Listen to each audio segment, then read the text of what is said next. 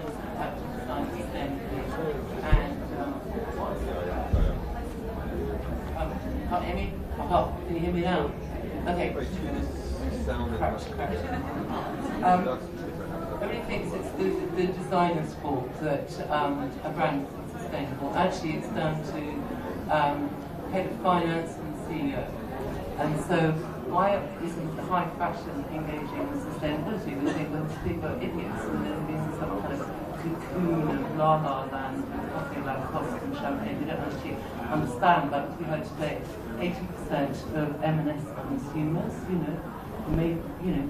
may buy your Louis bags at Louis Vuitton, but you might buy your knickers at M&S. Are actually concerned about corporate social responsibility, sustainability, fair trade, organic cotton, not destroying the planet. So it's actually, I think high fashion has to wake up and get with the program, because there's loads of, also I'd recommend that CEOs read Times, about 3 minutes, spit it out. The latest research shows that sustainability isn't a passing fad, it's a lasting trend. With large accounting companies, you can be the biggest bastard in the world, but if you realise the only way to save your company according to its standing in court is to be sustainable, you better get with the programme. Companies with corporate social responsibility programmes that they actually outperform the stock market. These are the kind of things that CEOs may not give a damn about, the future of the life on Earth, but if they care about the profitability of their company, this is what's happening now. There is a huge sea change, and what's fascinating, fabulous is that industry wasn't moved down, is being completely consumer driven. So,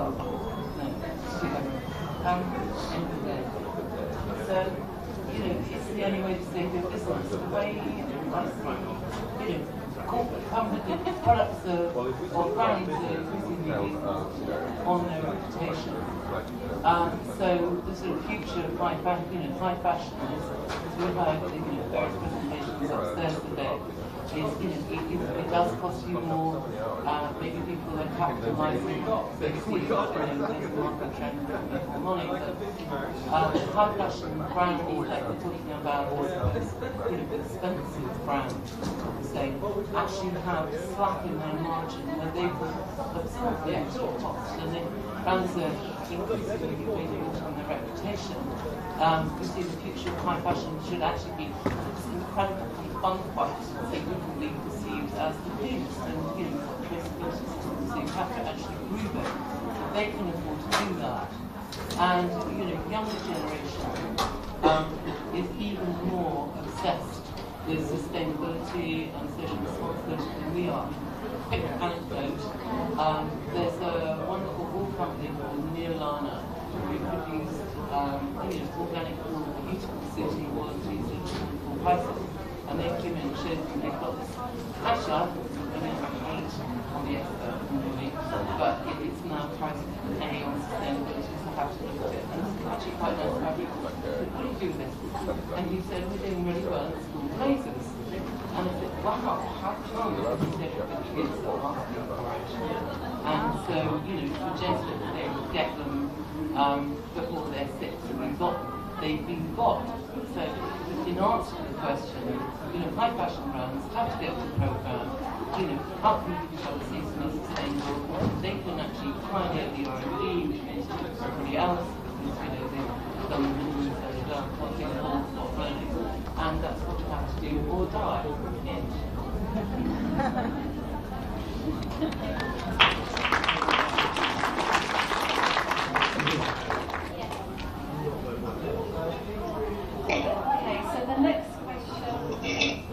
I will ask Victoria Moore, who works on cotton at the Fairtrade Foundation. So, Victoria, your question is, what does the future look like for Fairtrade cotton? Can it become a fashion must-have?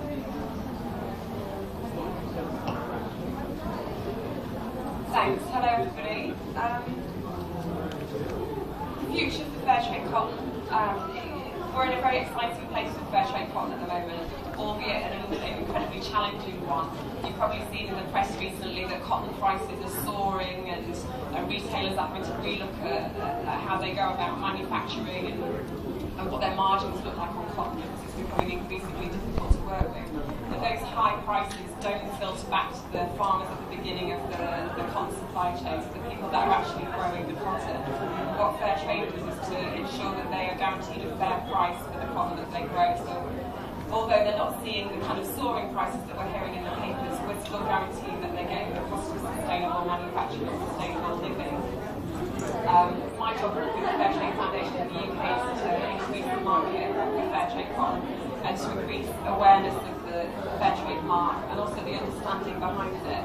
Over the next 6 months or so, we're doing a lot of work globally. We've got a dedicated global department on cotton now, so that's a specialist panel made up of the high street. So the kind of stakeholders that we work with in a big way, such as Tesco, Sainsbury's, right down to people, fair trade, kind of ethical pioneers, so people like Katharine and Council Quality, and they're helping us to work to make the fair trade system easier and more effective for businesses to get involved with. We've also got some big marketing campaigns coming up over the next 6 months. It's the 5th year anniversary of fair trade cotton, so we're doing a lot of kind of shouting about what we've done so far and what we're hoping to do over the next years with support from other fashion brands like we've got in the room today. As far as fair trade cotton becoming fashionable, I absolutely think that's something that we can do. Again, in the kind of media and press work we're doing, we're partnering with a number of high-end designers on a big accessory project for next February. We've just done a piece of work with London Fashion Week in Estetica. We have a celebrity ambassador for cotton at the moment, Laura Bailey, who's out and about talking to her kind of consumers and her press contacts about fair trade cotton. So we are kind of active in the right networks, and what we need to do is get more high-end designers and fashionable brands behind what we're doing. Also in February next year we're about to launch Fair Trade Gold. That's the first certification standard for precious metal in the UK. It's a project we've been working on for the past 6 years on the ground in South America. It's in partnership with an organisation called the Alliance for Responsible Mining. That's ARM. It's a joint project with them. Gold, jewellery, very high-end partners on that. There'll be a lot of kind of luxury products that we see coming into the market initially. So if we can kind of pair what we're doing with cotton with our work on gold, then I can certainly see us moving into higher-end, more aspirational products with our work. And hopefully that will bring equal service to the fair trade network and encourage bigger markets and more products coming to the market for our producers in the developing world. That was 100 miles an hour, wasn't it? But I don't know, 3 minutes. Right, yeah.